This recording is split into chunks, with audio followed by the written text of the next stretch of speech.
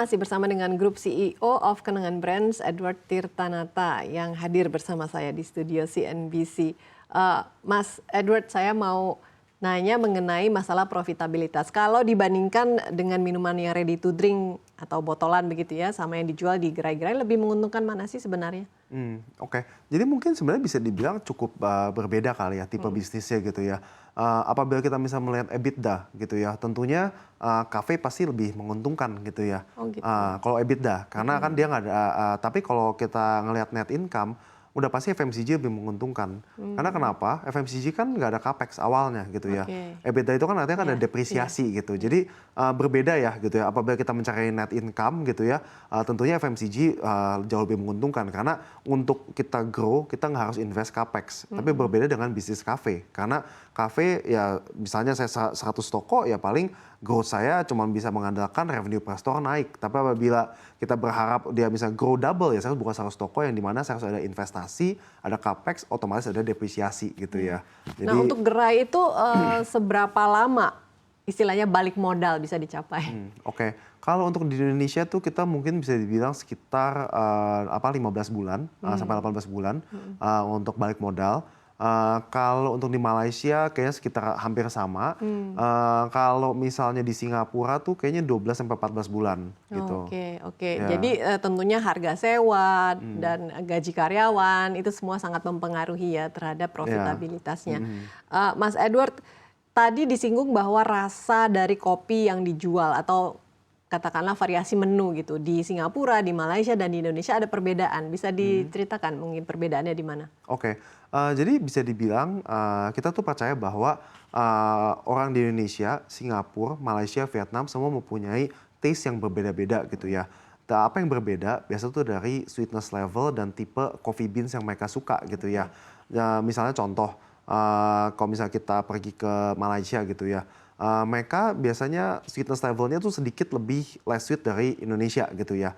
Tapi kan kita salah satu negara kita incar adalah Filipina juga gitu ya. Kalau di sana malah bisa dibilang lebih manis daripada Indonesia dan kopinya suka yang lebih light gitu ya. Makanya mungkin kita akan launching di sana dengan light series ya kita gitu. Jadi kita melihat bahwa karena taste and preference yang sangat berbeda-beda, sangat penting bahwa kita mengadjust rasanya sesuai dengan market tersebut gitu ya. Oke. Kalau misalnya saya tanya gitu ya ke tim member kita yang minum kopi kenangan setiap hari, mereka ya di Indonesia, mereka selalu bilang, oh yang di Malaysia kurang kerasa gula arennya nggak gitu suka gitu.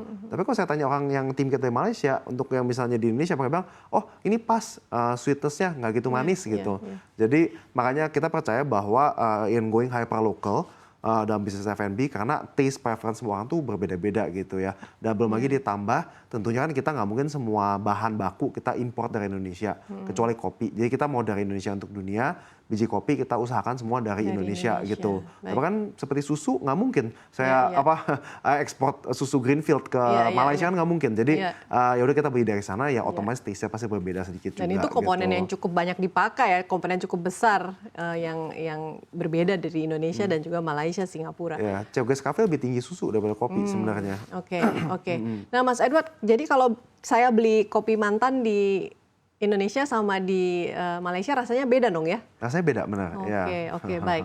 Nah, bagaimana dengan target market? Apakah target marketnya juga sama deskripsinya di Indonesia dan di Malaysia serta Singapura? Karena harganya pun beda nih ya. Kalau di Singapura kan kalau dihitung pakai rupiah saja itu jauh lebih mahal begitu.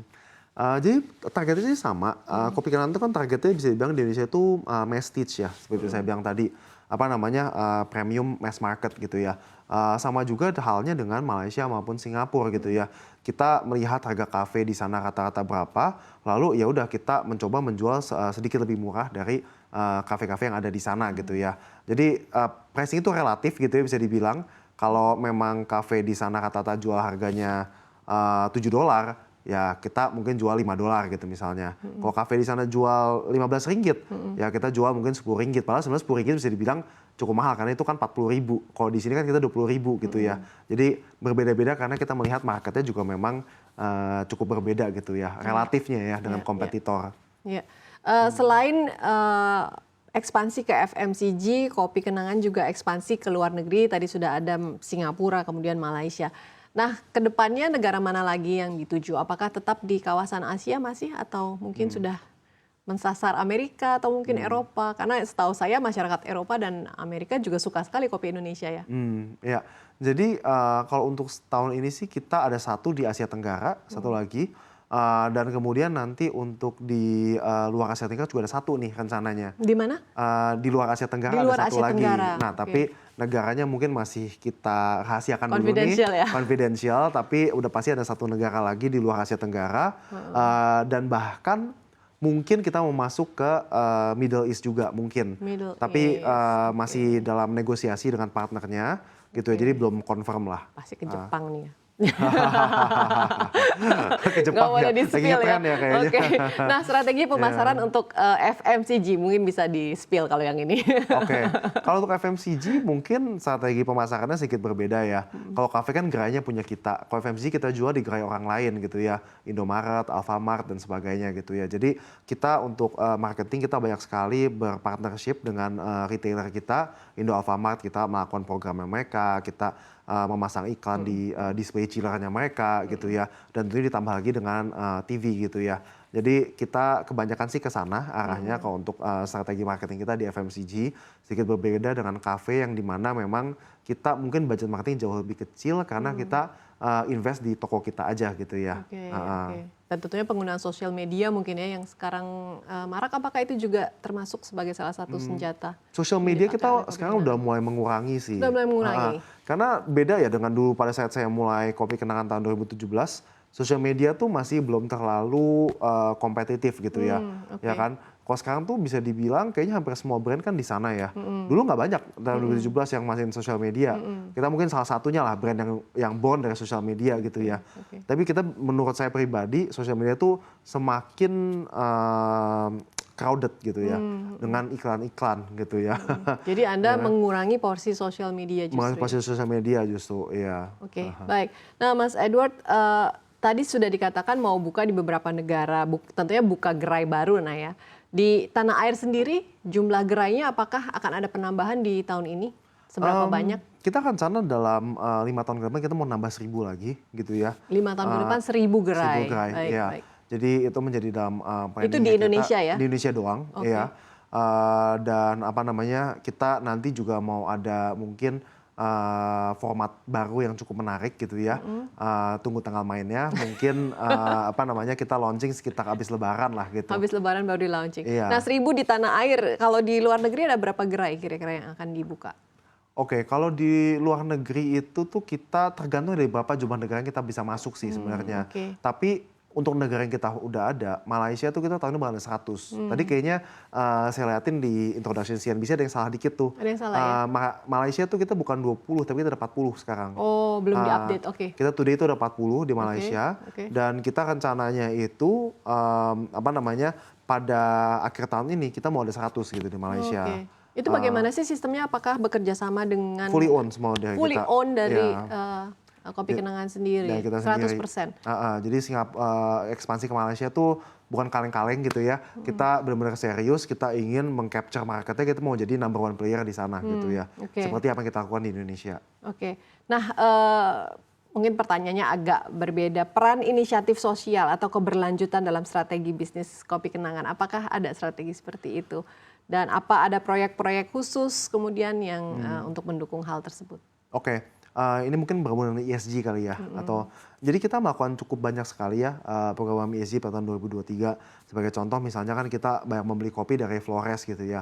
Kita melakukan project untuk sumber air gitu ya, yang dimana memang kita membantu orang-orang di sekitar petani kopi kita untuk mendapatkan air. Lalu kemudian kita juga kan banyak sekali membeli gula aren dari Sukabumi gitu ya. Oh, Lalu di oke. Sukabumi itu kita membantu membangun jalan, membantu kita tapi kayaknya ini baru tahun ini akan kita lakukan membangun jalan, lalu kita coba membantu untuk membawa air bersih juga, toilet dan sebagainya gitu ya. Jadi cukup banyak sih yang kita lakukan, terutama dengan stakeholder kita gitu ya. Apakah itu dari farmer gula aren maupun kopi gitu, kita mencoba untuk give back lah gitu. Lalu di luar dari itu kita juga sedikit melakukan green initiative juga, yang dimana kalau lihat Kopi Kenangan sekarang ada lead-nya kan ya. Nah, leadnya itu tuh recycled PET gitu, yang dimana bisa dibilang ya tentunya plastik yang dari recycle gitu. Oke, oke. Baik. Selain brand kopi modern lokal yang diguyur investor dalam negeri, ada banyak juga bisnis kopi yang diguyur investor dari China nih. Bagaimana Anda melihat hal ini? Oke. Jadi kalau untuk apa namanya bisnis kopi yang diguyur investasi ini untuk di Indonesia atau di Di China? Indonesia. Di Indonesia, oke. Kalau kita sih melihatnya ini kan is a free market gitu ya. Iya. Dan Indonesia itu cukup besar untuk menerima kafe lebih banyak lagi gitu ya. Kita ada sebuah rasio yang dimana kita melihat bahwa Indonesia itu tuh jumlah kafe per million people tuh bisa dibilang salah satu yang terkecil di Asia Oh, Tenggara gitu oke. ya. Berarti masih kurang ya? Masih kurang, iya. Oke. Malaysia sama Singapura tuh lebih tinggi daripada Indonesia. Oke. Jumlah kafe per million people-nya. Kan kita 300 juta Saking orang. padatnya orang di Saking Jakarta padatnya orang gitu di ya? Jakarta gitu ya. Jadi makanya kita melihat bahwa nggak apa-apa ada banyak kafe baru lagi. Toh mereka juga apa namanya membantu kita untuk menyebarkan the art of drinking from cafe gitu ya. Karena kan sekarang tuh kebanyakan penduduk Indonesia kan nggak minum di kafe, kok kopi. Mereka minumnya kopi instan gitu ya. Iya, iya. Makanya kita pengen mencoba mengubah culture tersebut. Semoga orang lebih ke kafe atau konsum RTD gitu ya. Oke, oke. Ada tendensi untuk kemudian terjadi price war kemudian ke depannya, apakah Anda melihat hal itu? Harga Ya. kopi semakin disesuaikan gitu karena ada pesaing-pesaing dari China yang harganya juga sudah cukup murah ya? Oke. Kalau kita sih melihatnya, saya rasa di semua bisnis yang cukup atraktif, udah pasti selalu ada price war gitu ya. Dan tetap orang sih ujungnya kalau memang semuanya hanya beli karena harga, ya orang minum kopi instan aja lebih murah toh, ya kan? Pasti lebih murah lah daripada kafe.